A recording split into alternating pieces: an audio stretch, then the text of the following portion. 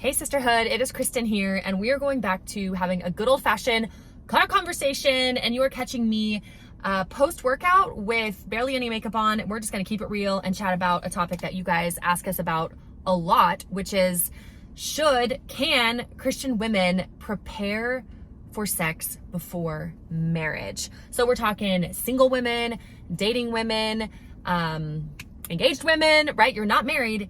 Is it biblically appropriate? Is it biblically okay to prepare for sex in this particular season or stage of life? And you know, I got married at 24. I never had sex before. I wish, looking back, that I had been more prepared. What do I mean by prepared?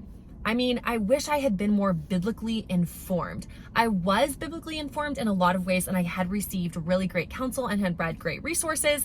But even then, I don't feel like I was prepared as much as I could have been in a healthy, helpful way. So one of the problems I think that happens in Christian society, and maybe this is a result of purity culture, we've done a lot of stuff on that in the past. There are ditches with purity culture, for sure. There are pros and cons, but I think one of the things that happens in our Christian culture when it comes to the topic of sex and single women, unmarried women, is that we tend to fall into ditches where one ditch is we underemphasize it. We act like sex, talking about sex, reading about, you know, God's design for sex, approaching the topic, that it's all sinful, it's all bad, it's all dirty, it's all unbiblical, right? And so that's one ditch that we can fall into. The other ditch that we can fall into is overemphasizing it. So for women who aren't married, there can be an unhealthy amount of talk and research and learning where it's not actually helpful to you, right? Overemphasizing it, where it's like all we talk about. What I want to get at today is the idea that we need to not fall into either one of these ditches, but we need to have a biblical emphasis. So we don't want to underemphasize it. We don't want to overemphasize it, which is what we see in culture, where it's just like everything is sexualized. Like everything, advertisements, movies, music, everything is over-sexualized. We don't want to overemphasize it. We want to emphasize it biblically, a biblical emphasis on sex. And that is what I wish I had more of before I got married. I think there is so much value in Christian women growing and gaining a biblical understanding of sexuality, of intimacy, of God's greater plan and purpose, not just learning the birds and the bees, like not just the mechanics of sex, but why God created sex at all. Like, why do we have it? And that is something that I feel like I didn't get as much of. I think that would have really helped me going into my marriage to have more of that greater, grander, beautiful picture of sex for my honeymoon. Also, I think growing in my understanding of biblical sexuality would have really, really helped me in my battle against lust and sexual sin in my own life prior to marriage. And so one of the things that I actually share about in our book, Sex, Purity, and the Longings of a Girl's Heart, is my struggle with lust and masturbation, sexual sin, all these sort of things that I thought I was like the only one. I'm a Christian woman, like a girl, I shouldn't struggle with these things. I was scared to tell anyone. I didn't know how to find help. I didn't know how to get freedom. And that part was in part because I was not biblically informed on God's design for sex and intimacy. And so I didn't have all of the tools that I could have had biblically to really fight my lust, to fight my sin, to not just fight against something, but to fight for something. And that is something that I think is a problem. The ditch, to underemphasize it, is that Christian women who are not really prepared at all, we're all sexual beings, right? Whether you're single or married, we are all sexual beings. God created us to be sexual beings. We have hormones, we have desires, we have sexual longings. And when they're not biblically informed and we face lust, we face temptation, we face sin, we're going to be just trying to fight against our sin. It's always going to be this message of like, conquer sin, conquer lust, battle, battle, battle. But we don't really have the biblical truth of and the beautiful picture of God's design for sexual intimacy to see what we're fighting for, what we're fighting towards. We're not just abstaining from something bad, we're fighting for something good and something beautiful. And so I think, yes, Christian women who are unmarried should prepare for sex. They should have a biblical understanding of God's design for intimacy. And you know, in this day and age, we live in a society where you can't help but be discipled by the world's message about sex, right? I mean, I remember when I was like 7, 8, 9, 10, going to the grocery store with my mom, you know what I'm talking about? And you're like standing there, you know, kind of looking at the candy, but then your eyes glance over and you see that magazine and it's like best sex moves, best sex toys, sex for women, whatever. And you're just like, like wondering, like, what is that?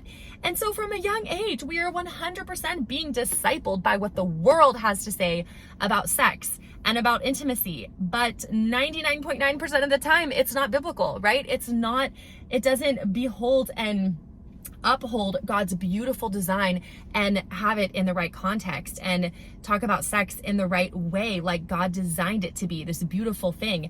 It's really just degraded in society, and it's mostly just about sensuality and lust, and it's not about a beautiful marriage where a couple is celebrating this gift of intimacy within the covenant, right? It's like not about that at all.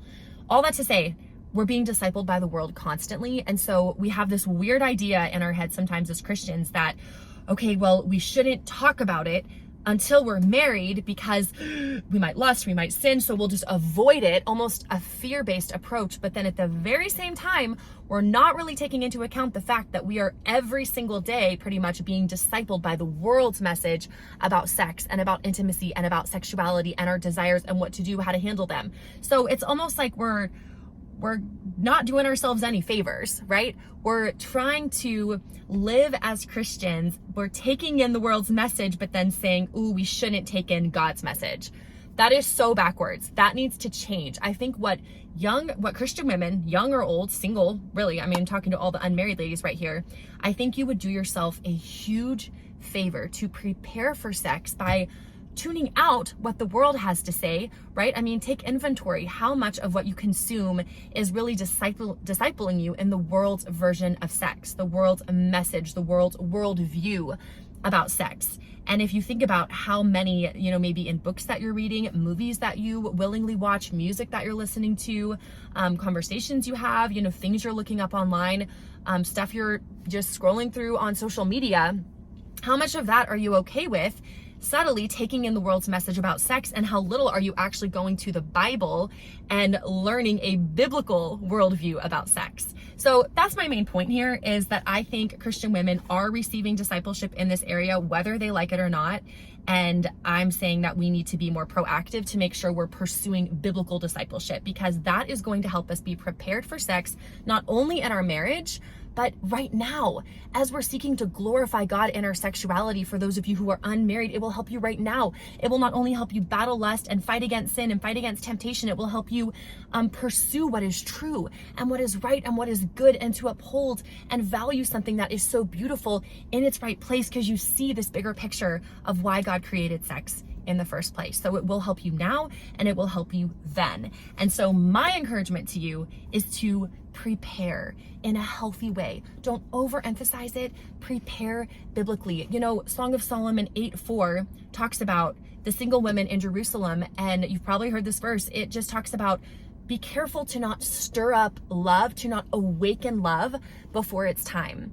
And so that verse is getting at this idea that unmarried women need to be careful. We need to be cautious when talking about sex, when reading about sex, because there is always that temptation that you can stir up love, stir up desire, longing, before it can be satisfied rightly in a biblical marriage. So we need to be cautious and not just throw all caution to the wind and say, I'm just going to read whatever's out there. Anything that says it's Christian, I'm going to consume it and learn. We need to still be cautious, because we don't want to expose ourselves to unnecessary temptation. But at the same time, I think there is a biblical and balanced way that you can grow in your understanding of God's design for sex. You can prepare for one day if you were to get married, and even now in fighting temptation and even discipling younger women, maybe that you're walking alongside, help them to also fight for something so beautiful, not just against something bad. And that happens now by becoming biblically informed, having a balanced biblical perspective, and growing in your understanding of God's design. After all, He created it. Hollywood didn't create it. Nashville didn't create it. God created it, and it's a very good thing in the right context. We don't need to be scared or fearful. And a great starting place, honestly, is by reading Sex, Purity, and the Longings of a Girl's Heart.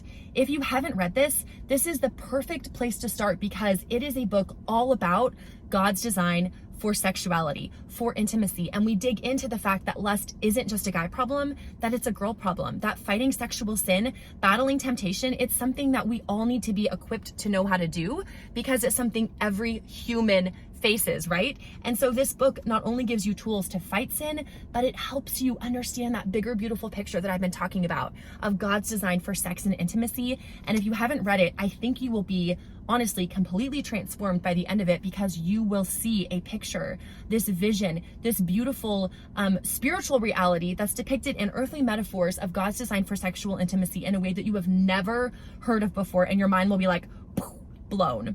But it also has so many practical tips, like I said, for fighting temptation, fighting lust. So yeah, discovering the beauty and freedom of God-defined sexuality. Just go to girldefined.com/shop. You can grab a copy, or on Amazon, pretty much any bookstore. But that is a great place to start.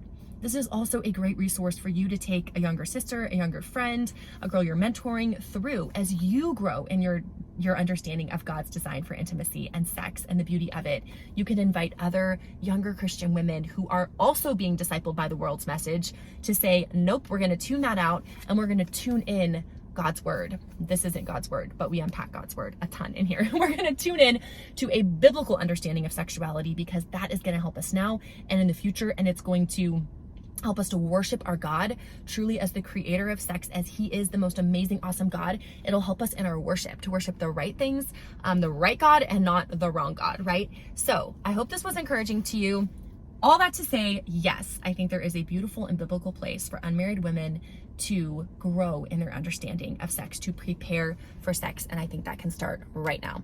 All right, guys, I love you so much. If you like this video, please give us a thumbs up, stars. I don't know. What do we do these days? I don't know. Leave a comment. Let's continue this conversation. If you're not on Instagram, head on over to Instagram at Girl Defined. That's where we do a lot of our chatting. DM us. I would love to hear from you. All right, guys. Talk to you next time.